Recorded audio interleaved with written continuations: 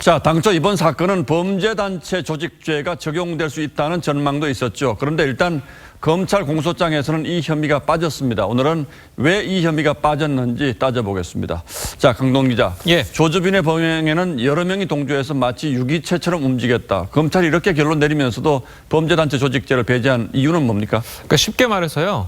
지금까지 수사 결과만으로는 조주빈과 공범들을 범죄 조직으로 단정하기는 무리가 있다는 겁니다. 자, 우리나라 법을 보면 이 특정 범죄를 목적으로 단체나 집단을 조직해서 운영했을 경우에 이 범죄단체 조직죄로 처벌할 수 있다고 돼 있는데 그동안 이 법으로 처벌받은 경우를 살펴보면요. 이 대부분 조직폭력배나 이 보이스피싱 범죄 단체들이 적용이 됐었습니다.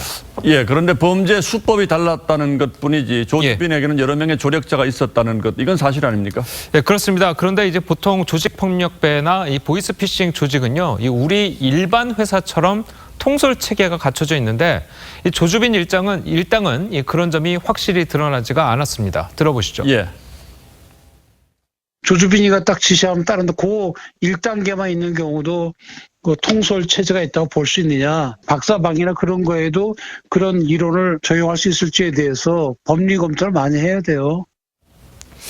예, 어쩌면 가능할 것 같다라는 생각도 드는데 예. 그렇다면 조주빈 일당을 범죄단체 조직죄로 처벌하는 건 불가능한 일입니까? 그건 아닙니다. 일단요, 아직까지 범행에 가담한 인원 규모 그리고 수익 분배 구조 등이 정확하게 파악되지 않았기 때문이지 검찰은 수사를 보강한 다음에 추가 기소를 검토하겠다는 입장입니다.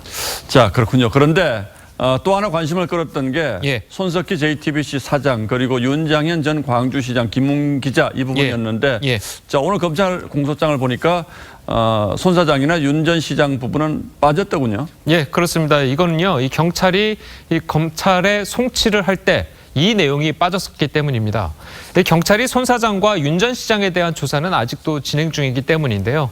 검찰과 경찰 그리고 조사가 끝나는 대로 추가 기소를 한다는 입장입니다. 그리고 조주빈 일당의 추가 신상 공개가 이루어지지 않고 있는 이유는 뭡니까? 일단 조주빈의 오른팔처럼 활동을 했던 이 10대 강모 씨의 신상 공개 여부는요. 곧 심의위원회가 열려서 결정될 예정입니다. 이 공개로 결정이 나면 이 검찰로 송치할 때 얼굴도 공개될 가능성이 크고요. 예. 그런데 이 나머지 일당들 이 여러 가지 이유로 그 신상 공개가 되지 않고 있습니다. 이미 검찰로 송치가 됐거나 재판을 받고 있는 등의 이유로 신상 공개가 이루어지지 않고 있습니다. 자, 거기다가 이 법무부가 지난해 검찰개혁 명분으로 이 피의자 공개 소환을 전면 폐지했기 때문에 검찰 수사 단계에서 포토라인에 설 가능성도 없어졌다고 봐야 됩니다. 그러니까 일단 검찰이 기소를 해놓고 이제 이런 부분들을 추가로 수사를 계속하겠다 이런 입장이군요. 예. 예, 궁금한 점은 그때 다 해결이 되겠네요. 예. 강동원 기자 잘 들었습니다.